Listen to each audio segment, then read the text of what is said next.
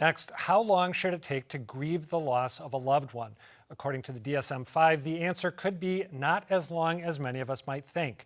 The American Psychiatric Association recently added prolonged grief disorder to their manual of psychiatric disorders to describe individuals who are experiencing, quote, an intense yearning or longing for or preoccupation with the deceased person. Their bereavement lasts longer than social norms and causes distress or problems functioning. The inclusion of this new diagnosis in the DSM will allow clinicians to bill insurance companies for treating it, which could be good news for people in mourning who feel they need help. But critics of the new diagnosis say it pathologizes a normal part of the human condition and that expecting bereaved individuals to just return to the way they lived before their losses on a strict timetable is unreasonable and unfair. So when it comes to prolonged grief disorder, do the positives outweigh the negatives? Megan Devine, creator of Refuge in Grief, joins me now, along with New York Times mental health reporter Ellen Berry. Thank you both for being here. Megan, as you see it, what are the implications of this diagnosis going to be for people who are bereaved in the years to come?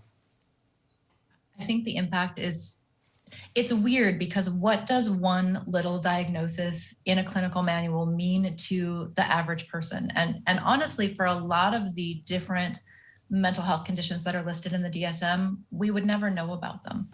But with grief, with prolonged grief disorder, because grief affects so many people, and because we're starting to talk about this new diagnosis in the DSM, suddenly it's on everybody's minds, right? We're certainly still in the middle of a mass death and mass disabling event with the pandemic. People are grieving all sorts of things. So anytime we start having a conversation about grief in the public media, we start talking about what's normal and what isn't normal.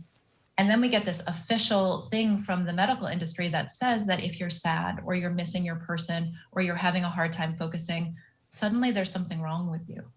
So this is the real problem with something like prolonged grief disorder, especially when it hits sort of mass public media, is it doubles down on that message that having an emotional response to losing somebody you love should be cleaned up and over with really quickly. And you shouldn't be sad for longer than 6 months. You shouldn't be missing them or having them in your thoughts for more than a year. It just does such a disservice not only to grieving people, but also to friends and family who want to be supportive. And they're really being taught the wrong ways to do that. Your work is deeply informed by the loss of your partner. What has your experience taught you about the way grief does and doesn't operate? It's such a big topic. I think there's a lot of mystery around what grief actually is. And that's actually one of the big issues with prolonged grief disorder being an official diagnosis. If you look at the criteria, it says an emotional response outside of social norms. Well, what are social norms and who decides those social norms? We've certainly got a culture that is very deeply uncomfortable with emotion of any kind other than happiness, right? So we have this idea that sadness, depression, anxiety, anger, these are all sort of negative emotional states to be pushed through to get back to this normal health and happiness. So your question was like, what have I learned about grief, not only from my own experience, but from the last 10 years of listening to millions of grieving people and having them say, I feel like I'm the only one who feels like this. I don't know if I'm normal. My friends and family expected me to go back to my sunny, rosy, productive, hardworking personality that I was 6 weeks ago before my baby died. And we just have such a deep misunderstanding of grief, which is really a misunderstanding of what it means to be human, because all of us grieve something. So what I've really learned over the last 10 years is that the difference between our sort of medical, clinical ideas of what optimal human mental health is versus the lived reality of most people, they're two very, very different worlds. And you take something like prolonged grief disorder as this edict from the industry that says there's a right way and a wrong way. And then you've got the normal human whose sister just died of breast cancer or your parent died of COVID, and I'm supposed to be performing to a certain level of mental health and wellness on a very strict timetable, and that's not how I feel. Yeah. Ellen Berry, you talked with proponents and critics of the new diagnosis for your piece, which I have seen circulated everywhere. It seems to be driving the discussion to a large extent. What did the people who think that this is a useful thing that will provide assistance to individuals who are suffering, what did they say to you to make their case? The people that contributed to this decision and worked on it over a period of many years would say that it's a diagnosis that should apply to a very relatively small slice of people. So they say, you know, I've heard 4%, I've heard 7%.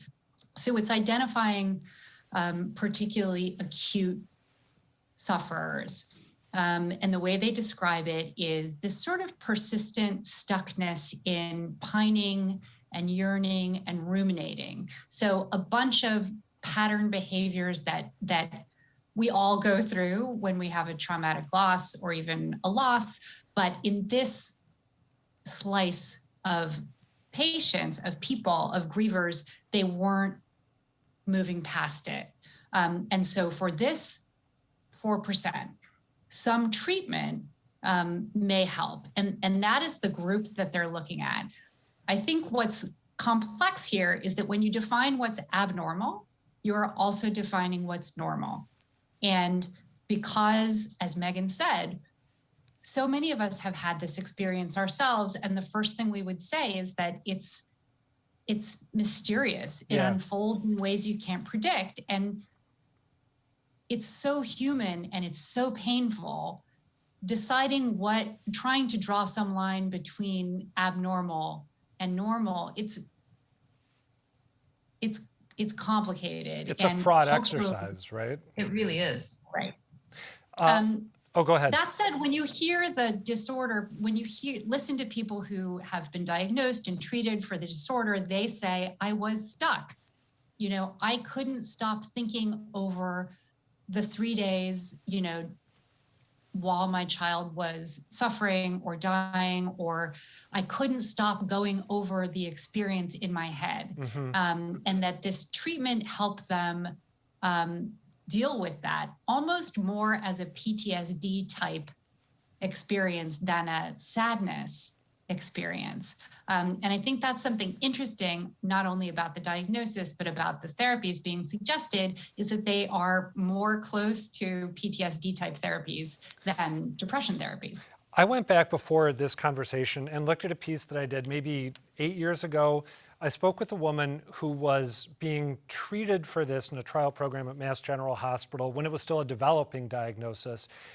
She spoke very compellingly about how this treatment had helped her out of a very, very dark place after the unexpected death of her husband from a brain aneurysm.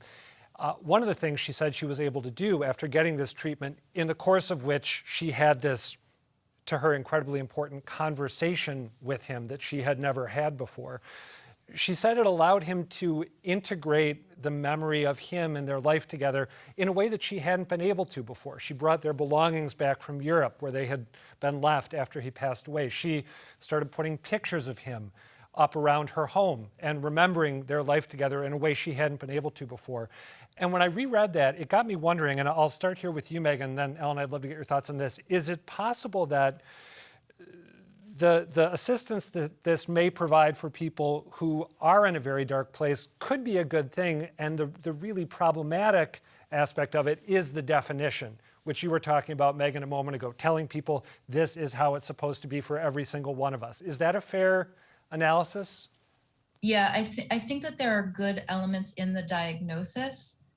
However, how they're implemented and how they're used is pretty challenging. Actually, everything you just described, like this person came back and put photos of her dead husband up, in some ways that you could read the prolonged grief diagnosis, that would actually be a pathological thing, to put up photographs, to still be including that person in your life, right? Yeah. Who gets to decide what's pathology and what's normal? And that point, actually in the New York Times piece, I actually feel like that was one of the most balanced descriptions of the controversy. Normally they skew very heavily to yay pathology model. So thank you for that, Ellen. But this idea that that is only supposed to apply to a very small percentage of the population, that I think that's wishful thinking. right? There is a small percentage of people who are grieving a loss who really, really cannot function. We're talking about activities of daily living, right? Having a hard time eating, sleeping, not getting out of bed, anything that would be like clearly distressing, not just impacting quality of life, like I can't stop thinking about the accident, or my appetite is really off, or I'm not sleeping. Those are all really normal parts of grief. They're messy, but they're normal. So for a small percentage of the population, or a small percentage of grieving people, yeah, they really, really, really deserve some extra support just to get through those activities of daily living. But that's not what the language of prolonged grief disorder says. And actually, Yeah. I apologize for interrupting. No. Before I ask you, Ellen, I actually want to shift gears a little bit and ask you about the role that insurance coverage played in developing this diagnosis. But before we do that, to your point, Megan, some of the symptoms that are described in this new diagnosis, symptoms of prolonged grief disorder in the DSM, include identity disruption, sense of disbelief about the death, intense emotional pain, difficulty with reintegration, and intense loneliness, which to my eye are things that you might expect following a number of losses to exist for a lifetime. So my 2 cents. Your 2 cents is right on with the lived experience of grieving people as well. You know, when you sort of take the psychological jargon out of that, what those things describe is sadness, missing them, wishing they were still here. Yeah. Right? When your parent dies, they stay dead. Right? There's no time that you're not going to miss them. If you hit a major milestone in your life, you're going to wish your dad was there. That is I've done normal that and exact healthy. thing with my father. Yeah, since he passed away 10 years ago, and my own processing of it has been very uneven. It comes in fits and starts. A colleague of mine once said that she thought grief was like a plasma, and that has always stuck with me. For some reason, that metaphor works for me. Ellen, let me close with this question for you. To what extent was the development of this diagnosis driven by the way that we provide and fund mental health care in this country at this moment in time? I think it was very much driven by researchers who are working on the problem, both working on therapies and also working on trying to define the problem, and had been working on it for 2 decades, really. And I think that's what pushed it through the system, their belief that they had a therapy that was really effective and that clinical trials showed it was effective. I think that's really what pushed it through. Of course, we do live in a world where clinicians need a DSM diagnosis in order to bill insurance. Right. And so that is part of the picture. It's also true that to get major funding for research into a condition, you need a diagnosis as well. So these are all part of the kind of economic structure of our medical system. Which is also part of the problem, right? Because what foundation is the research standing on, right? If the research is looking at all of these displays of emotion, this expression of grief is actually a problem, and our goal is to erase all of that human emotion, then what is the funding and what does the research really look at?